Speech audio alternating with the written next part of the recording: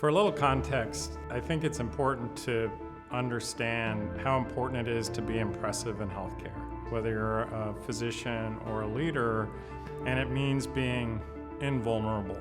It means speaking on LinkedIn with great wisdom about what you learned throughout your life and now have down, teaching people, being professorial, gaining the confidence of patients. All of that is counter to vulnerability. It's contrary to human struggle and the realities of daily life. So what happens in healthcare often is that real human beings learn how to act a certain way on stage. And we're on stage all the time in our executive offices and in our clinical environments. Being on stage and being invulnerable and faking it, very unhealthy. It's no way to live, and it's no way to give permission to people on our teams who are struggling, and they all are, every last one of them, and so are you, and so am I. My struggle started when I was in college. I was going through a haunted house in the dorm. It was around Halloween, and all of a sudden I felt like I was dying. I didn't know what was happening. Ran outside onto the lawn, breathing quickly, really scared, thought I might be losing it. My girlfriend came out and said, "What's going on?" I said, "I don't know."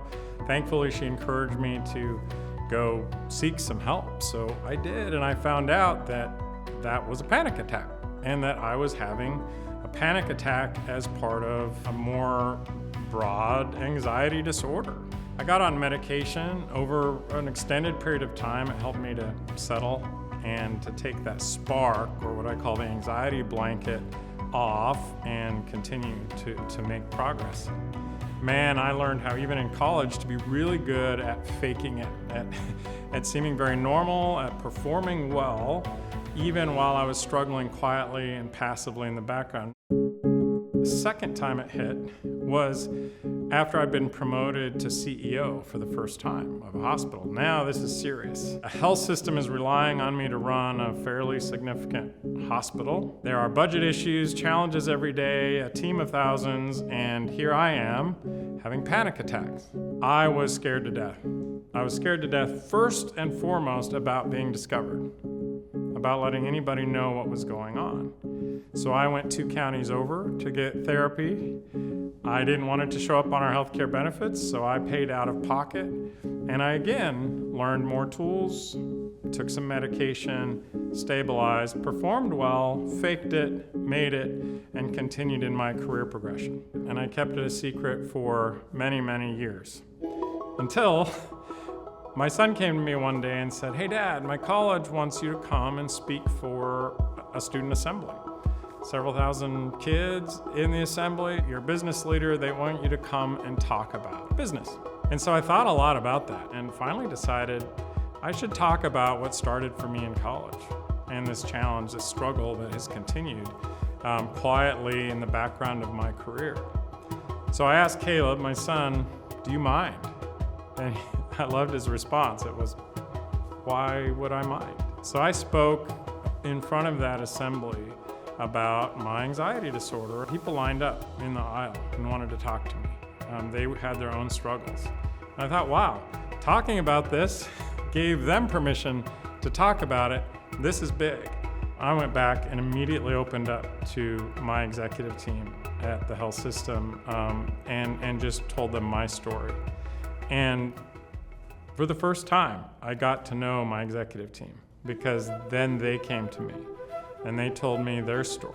They told me about their spouse who had died by suicide. They told me about their personal struggle with depression, which I had no idea. So the trick is, how do we become vulnerable first? The frontline team, people who work for us, will not be vulnerable first. Think how dangerous that is. They think we will think less of them, and then everything about their life comes apart. If we're vulnerable first, it's called permission giving. We give them permission to talk openly with us. That alone reduces stigma. And that's the place to start. Talk about it. Tell your story.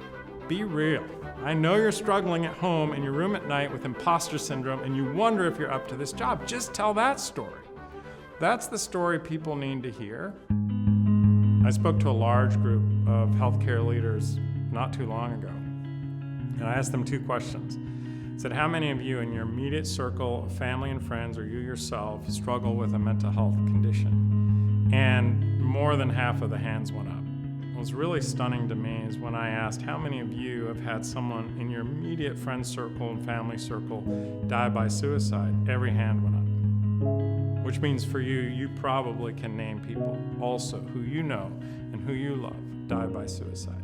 This work of being vulnerable and open and reducing stigma is life-saving work, just like the rest of your healthcare work. And I think it's really important to think about.